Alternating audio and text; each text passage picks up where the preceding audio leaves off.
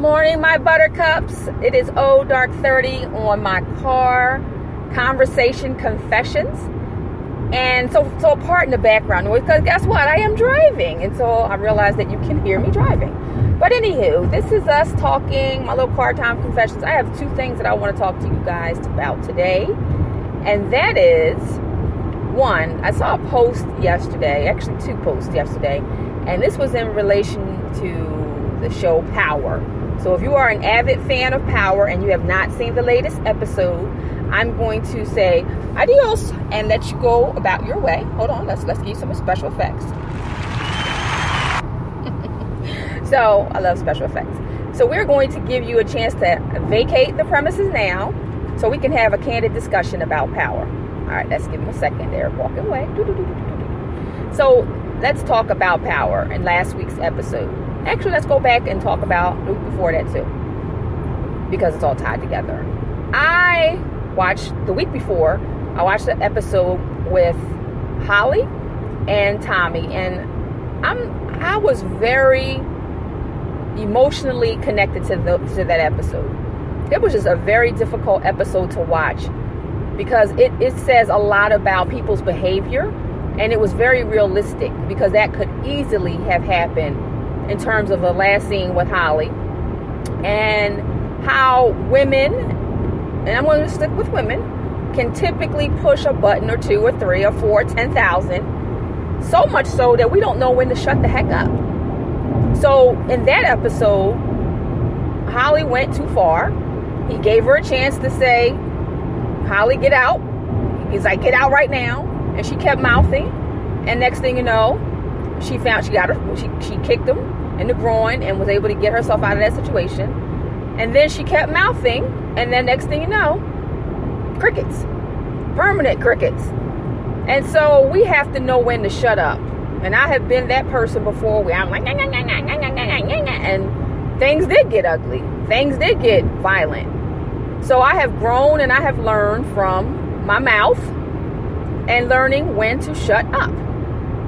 I also used to hang around a friend, and she would be the same way. We would go out. One night we went out, and she was mouthing off, and this is going back to like 1990, probably 93, maybe. And she was mouthing. We were out one night at a club. It was now probably after the club. So yeah, it was 2 o'clock in the morning. We had gone to IHOP. That was the let out back in the day. We went to IHOP. We got something to eat. And as I was standing on the other side talking to a friend, and he may be listening and he may remember this incident, but I was over on the near the bathroom I went to the bathroom, and I came out, and he said, yo, you gotta go. You gotta get out of here. You and your friends gotta get out. And I'm like, what happened? What's going on? I just went to the bathroom. And I come out, and he's ushering me out. So I'm like, okay, let's go. I don't know what's going on, but he's like, you gotta go. So I was like, all right, let's go. And next thing you know, I find out that my friend, and she may be listening, and she may remember this incident as well. And she was, next thing you know, this guy comes. So we were able to get out the restaurant without anybody noticing that we were leaving. So I was like, okay, we're walking out the door. And then all of a sudden, we get halfway down the street, and this guy, and I guess I can say his name because he's deceased now, but this guy, I think they called him Big George. I think that was his name. And next thing you know, he's like, yeah, he comes after us. And so I was like, what the heck is going on? All I know is she turns around and was like, what? You better get out my face. And I was like, uh-oh, this is not good. And he was like barreling after us.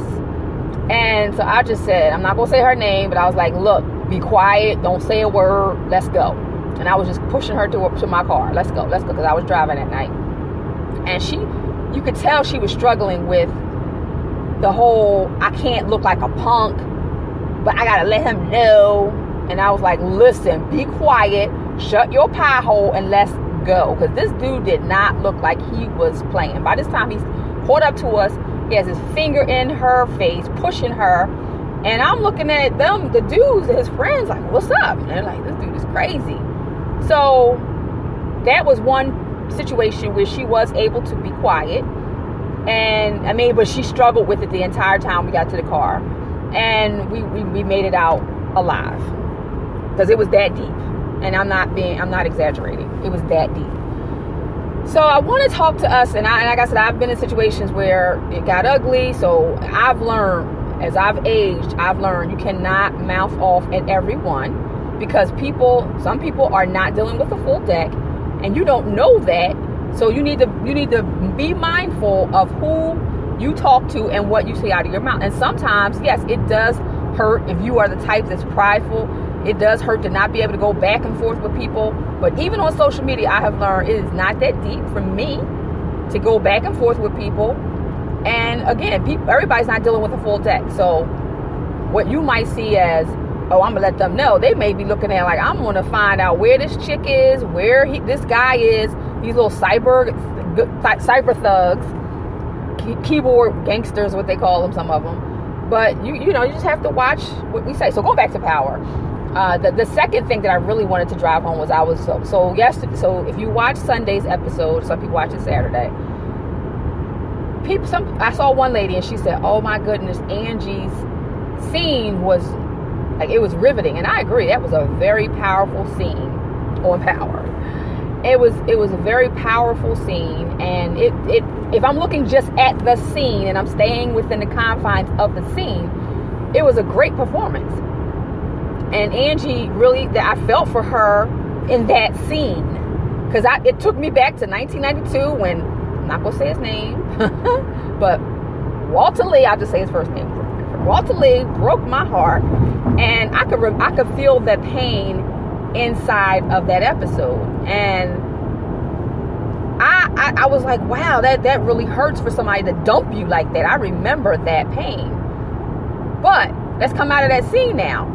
If we want to look at life and we want to say, hey, this woman is calling, and somebody, so I saw this post, this guy said, you can't, what he said, your soulmate can't be somebody else's husband.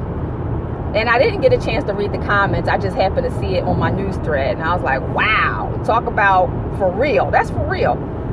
You're sitting up here. So if we're going to take ourselves out of the scene and look at reality, this woman was the jump off, and she's crying because this man, someone else's husband, left him. So this one friend of mine on my page, I won't mention her name, she said, oh, poor Angie. Yeah, I felt her pain in that scene. And what I'm going back to is, yes, I felt the scene. If I can relate to the scene, yes, the scene was very harmful and hurtful. Oh man, I think the cops got me. All right, guys, I'll let you know in a few seconds. This is little car confessions. If he wanted me, he had me. So anyway, so he didn't get me so far. So going back to the scene, if Angie, sitting there crying, oh, he hurt me, he left me, whatever. But this is somebody's husband. And so, what I said was, how do you think Tasha felt? Shout out to all the Tashas out there. How do you think that wife felt? We can empathize with the other woman, but we can't empathize with the wife. Because if you think about it, Tasha has rode for her husband hard. Even despite the fact that he has cheated on her, she knows it. She's sitting here texting a woman from his account just to keep his situation clean. And, even though he's out there doing dirt, all kinds of dirt. So let's look at how she feels and how she felt when she found out he was cheating. That she was devastated. Although we didn't. That's one thing I'm surprised about the writers in Power. They really didn't show Tasha's hurt or pain. It made it seem as if she kind of expected it, or she was I'm not saying she was cool with it, but that she's so tough as nails that this goes with the program. Like, I already know that you're a drug dealer and this is what goes with that scenario. I wish they would have shown her breaking down, because we don't always have to be this strong black woman. She's strong, I give it to her. She's intelligent. However, I want to see a little bit of emotion from her. I want to see, where's the breakdown? So are you trying to say in the scene or over the overall scenes that she didn't love him? Because we know she loves him, but maybe it's just in a different way. So maybe the way to me it's being portrayed is that she just loves the money and the power and not necessarily him. She loves the idea of the marriage, but not necessarily him. But anyway, so I just wanted to say that, it's true. You can't, or can you? Let me ask you out all. Can you be in love, or can you somebody else's husband be your soulmate? Because that's, he was, what's his name? Ghost was upset. Maybe he feels as though Angie is his soulmate. He just quote unquote married the wrong woman. But those are the two things that I wanted to discuss. The other and final thing that I want to discuss is, and I'm going to be very brief on this because I'm not trying to get all personal or whatnot. I just want to say that karma is so vicious and ugly. It really is. And all I have to say is, you can't put out bad karma, or you can't do bad things, or just do things and expect there not to be some type of repercussion. And let me sit that there for a second. You can't do things that benefit you and you only, and then you get upset when karma pulls a you on you. And let me just say this. I don't know if this person may or may not be listening. I really don't give a hoot. But what I will say is, I take no joy or pleasure in seeing someone suffer, even when they deserve it. And the thing is, you cannot treat people how you want to treat them. You have to treat them how they want to be treated. So if you are treating me like trash, in my opinion, it's my opinion because I am the recipient of the treatment, you can't get upset when I pull a you on you. So I don't want these car conversation confessions to go on. I think they work better when it's just a 1-2 quick little punch. And that's really what I have to say. I'm sure I have something else to say later on. Tash always has something to say. So I'll do another one later on or tomorrow or whatever. But this is my quiet time, so I'm going to go back and enjoy it. You all have a fantabulous day on purpose. And don't relish in seeing people suffer. I personally do not. It really breaks my heart to see somebody suffer, even when they seemingly deserve it. I'm not saying that they deserve it, but if I'm observing you treat somebody, let's say for example, I am watching one of my friends.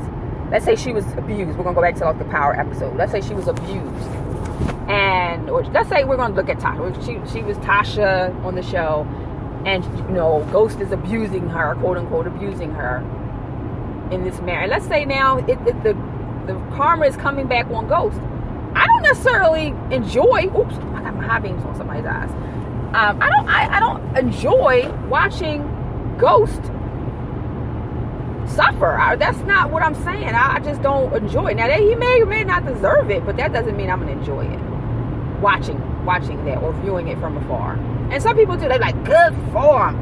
Karma is a trip, and if you're lucky, you'll be able to watch. I don't enjoy watching people suffer. That's just not me. That's not in my makeup, in my DNA. But if that's you, so be it. But that's not me. Anywho, you all have a great day. I will talk with you soon. Go out and do something great. Be great. All that good stuff. And if someone doesn't have a smile, give them one of yours. All that good stuff. Kumbaya extraordinaire. All right, deuces, people.